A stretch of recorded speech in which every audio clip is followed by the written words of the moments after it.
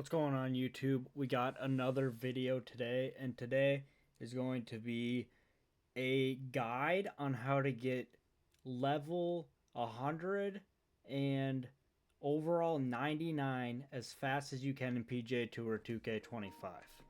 So I'm going to go over that, kind of the process of how I got there. I'm going to go over my full skill tree right now that I think is probably the best skill tree you could have currently.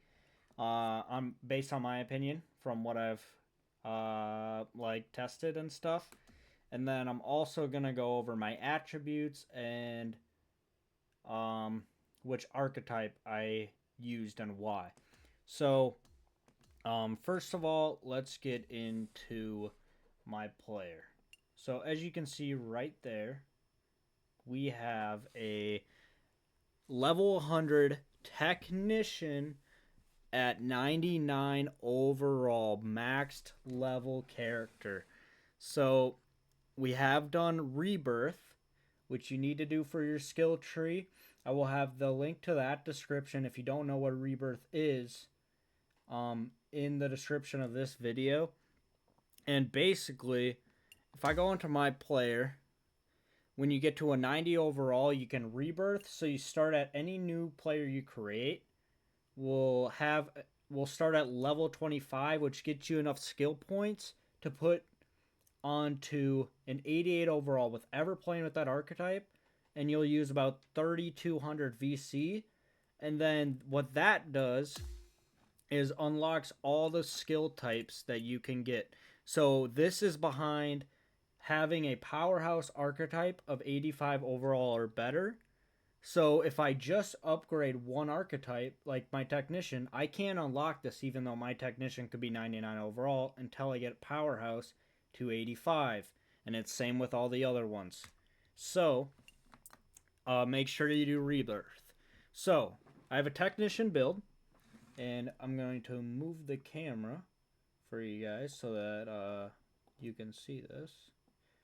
Put it up there. I think that's a good spot for it. So we got power 52. We got contact 90. I like to have the contact swing path in about 90-93 because I think that's the most important. And I'm going to go over my fittings as well because you might be thinking, wow, that's really low power. But I'm going to show you what I do to make that not really the case. My correction is at a 69. I think it comes base about 67, so I barely put anything on it to get my swing path up, because correction doesn't matter much. Like if you watch my gameplay, I kind of just shape it around, so it barely plays anyway. So I think correction is not as useful as you might think. Shaping 70, I like it. I don't need too much shaping, but I need enough where I can loft, deloft when needed to fill some gaps. And also, if I need to fade it, even though I have a draw bias, I can fade it a little bit, get into 70 shaping, which I think is a good thing. And then 60 recovery, so I boosted that up like 10 skill points. So I don't think it's huge, but I'm going to go over in my fittings where I really think it's going to be big is around the greens. So I'm going to show you what I do. I'm going to do. I'm not actually there yet, but you'll see why. So then I got rhythm. I boosted up both of these to 74. They're not that important, but having a decent rhythm, I didn't want to put it all in transition, because if I get decent enough in rhythm, you don't want it too bad. So when you hit those short game shots, if you hit a really bad rhythm, they get really badly affected, like a flop or something. So I boosted that up a little bit. And then on my putt weight and putt rhythm, I didn't touch at all. And I put it all to path and contact. And yeah, these are my skills.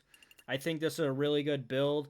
The most important things are your swing path, your contact, power is pretty important, and then I would say having the shaping is nice, and then your putt, contact, and path are what are really important. So then, with all that being said, I'll go into my bag after and show you the fittings, so what my overalls actually do, because each fitting adds, when you're a sapphire, adds 6. So if I have a 52 overall power, every time I put a power fitting on in that 6 fitting slot, it goes up by 6, and you can put up to 5, so it gets to 30. So with my driver, I actually have 82 power, and I'll show you what that looks like. But first, let's get into the skill tree. So you can't unlock everything in the skill tree. You get 500 skill points when you fully max level. And so I get this. Make sure you get these boosts on your tee shot. These are really important. They make your hit zones a lot bigger. So these are really important. Make sure you get those on each of the shots that you're going to use, especially like some of the longer shots like approach and tee is really important. I went to choke tee shot. So why I did this instead of the stinger is a stinger you can't really get those into the par threes. So the choke tee shot is similar to the choked approach, except it's off the tee, and you can't use an approach off the tee. So par threes is where I'm going to use this mainly. When I need gaps or straight into a wind, it can get my gaps a lot better. Hitting it a little bit lower, it checks really nice, and I think that will be a good shot for par threes. And then I got power drive, which I won't use often, but on par fives when I need it, I think it was a good thing to have just in case. Or if I'm really feeling my swing, I can hit it, but it is harder to hit. And you have to get the transition boost to get the path and contact. I got path contact. And like I said, rhythm, not that important in the game. So I didn't waste any skill points getting that. And now to the approach. I got all the approach boost on because you want your contact and swing path. And then I got the choked approach because same as the choked tee shot, it will get your irons a little bit lower. It'll check. It will boot. It goes a little bit shorter, so you can get those gaps a little bit without having to adjust loft and spin, which make your hit zones smaller. So you can keep bigger hit zones and not have to fade or anything with the wind. And so I think these are good. I got the contact boost, driver off the deck, really important for longer holes. It's not that hard to hit. It's definitely different. I'm gonna have a go over all these shot types and what they do, even the ones I don't have unlocked, because I'll unlock them on different archetypes so I can show you guys what they do and how the swing is, how much harder it is, how they react, so you guys can get a glimpse for yourself what they look like. But I will say the driver off the deck, it rolls.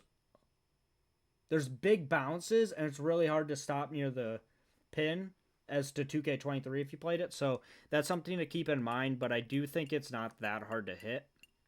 And then I have knockdown. None of the boosts. I don't think I'm going to use them much, but I had skill points left over, and I didn't really want to waste on anything else. So now I can at least hit the knockdown if I really need it, like really a lot of headwind. And I'm going to test it out a little bit more, see if maybe I want to change this a little bit, but I think this is a good base. Spinner. Spinner's probably the most OP shot meta right now. You gotta have it around the greens. 50 like 30 yards to 70 yards.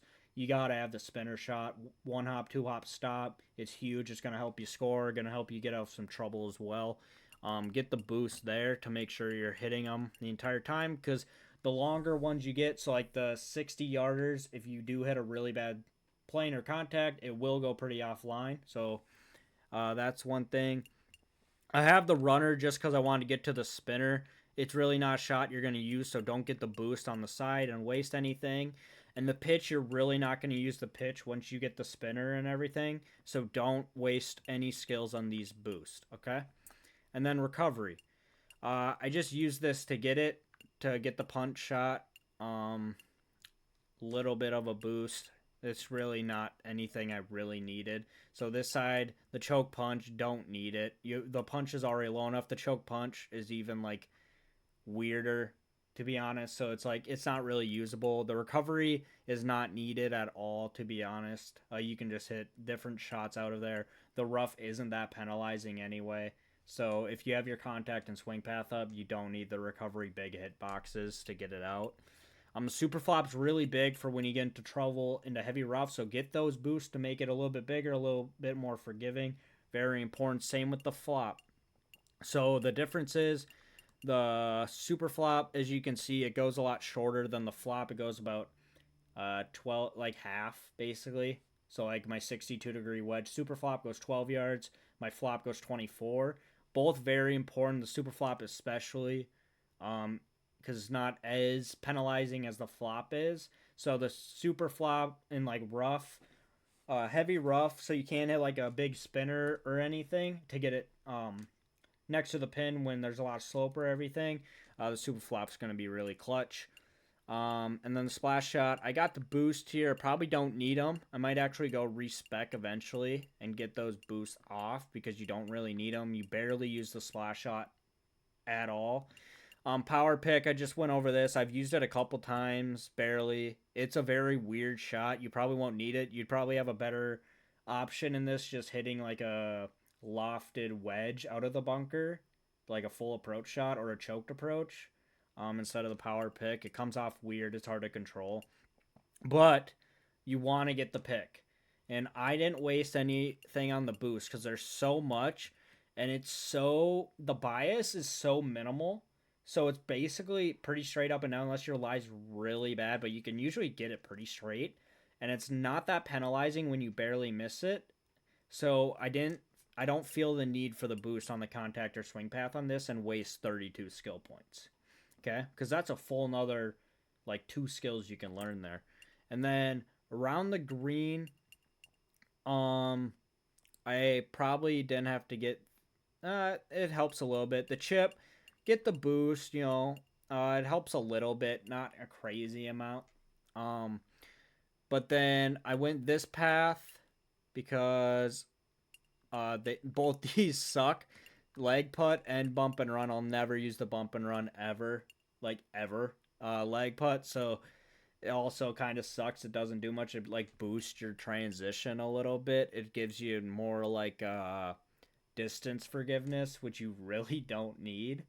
But the Texas wedge, same thing. Like, you can putt off the green, and if you're that far off the green, you're going to want to hit, like, a tie spinner or a spinner or a chip. So don't get the boost here. It's a waste. And the green reader, this is kind of a preference one where some of these I told you could take off. Like the chip, maybe even like path boost or the splash shot. You could put them into one of these green readers. I only did this much because they kind of play, when you get the green reader and 2 of the boosts, they kind of play similar to the 2K23 green grids, which I like. I didn't want them too small because the more boost you get, the smaller they get. And they get, like, insanely small. And I don't like it. It looks odd to me. I can't putt with them. I've tried it. So I went with 2 boosts. It plays similar to 2K23 from what I can tell. So this is the skill tree guide I would give you. And the attributes where if you're really struggling, what you should do. I think this is a very good build. Like, I'm very much liking it. My power's good enough, and my contact and swing path are good, and I can shape it. I can do anything. So I really like the technician, those attributes I showed you, and this skill tree.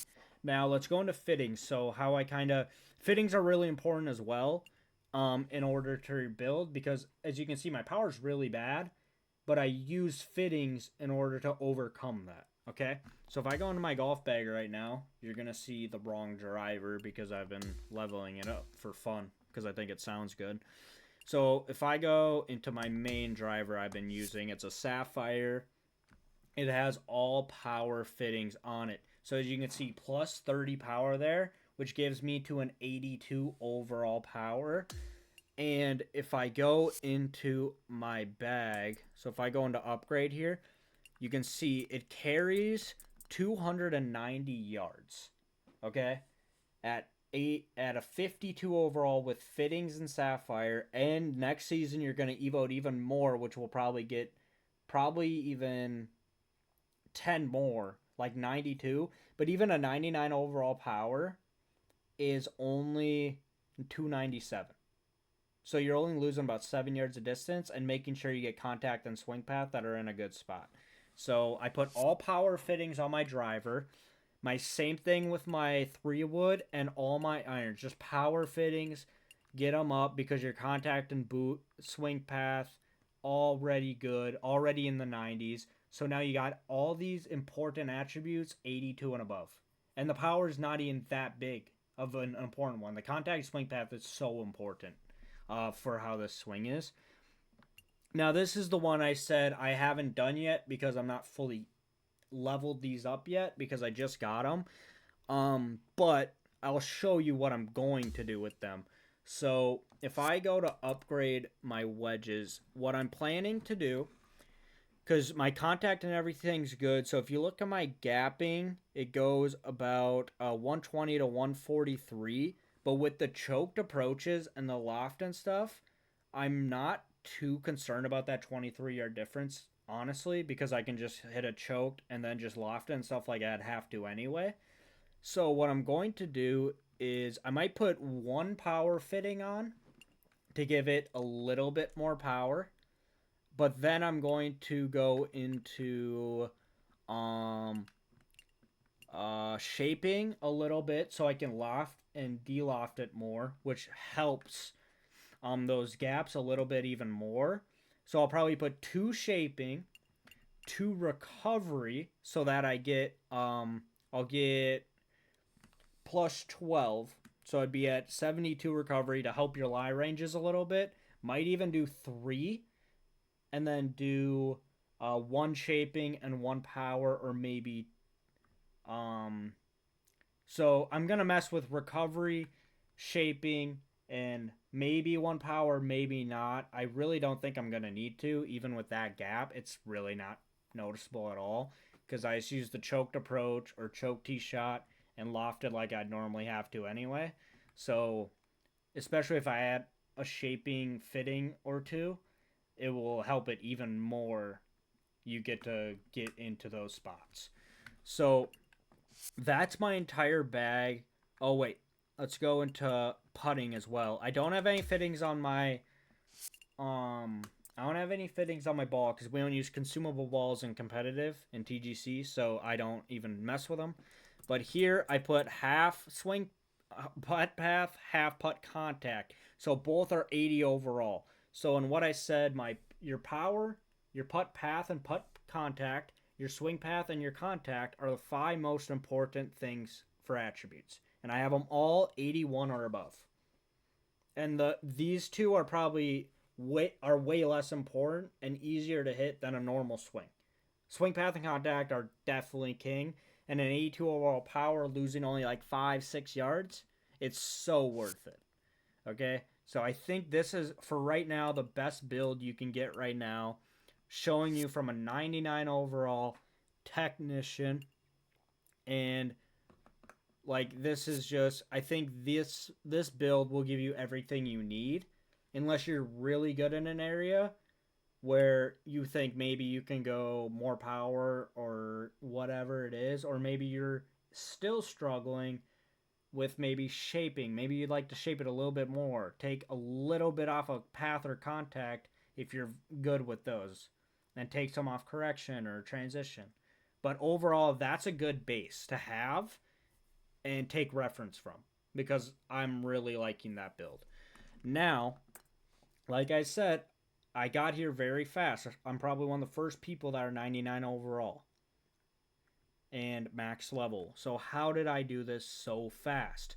Well, if you go into your quests are very important to get done. I have a lot completed, so a lot of them just come with playing the game.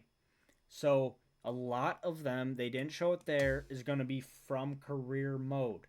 So I've played some societies, they give you a lot, but what really boosts is just playing on a harder difficulty like Master. I played on Legend, but you can even go Pro or Master. And all I did to get all of these different quests done, if I go into my career quest, right here, I only have 2 left. I only have to do this, and then I get the GOAT checklist done. I'm done with career already in a couple days. And what I did, so if you look through the career quest here, let's see. This is shoes. If we get down to, so ruin the tours, win an event. So you just want to win an event, right? And then you do a lot of the stuff down here. My career kickoff, big debut. You do the sponsors. Just do all the career mode stuff, and they get you so much. Like, all these give you so much XP. Like, each time you get that, you're getting 300 XP, 300 XP, 300 XP on the side. You see that? The My Player, that's XP. And then all this stuff, when you just zoom through it, you're getting XP like every single time you get done with this stuff.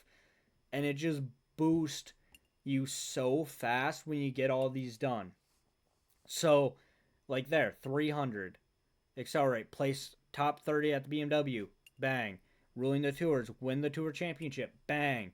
Legend championship. You got to make a cut, which is 2 rounds. So this is what I'm going to show you, which is really important. If you want to get as quick as you can, you want to get all these quests done, so it'll boost you really fast, and then go play like some societies or go play local rounds on like Master or Legend or whatever it is for the finishing you need. But this will be a huge boost. I saw so much improvement in my level when I started to do this.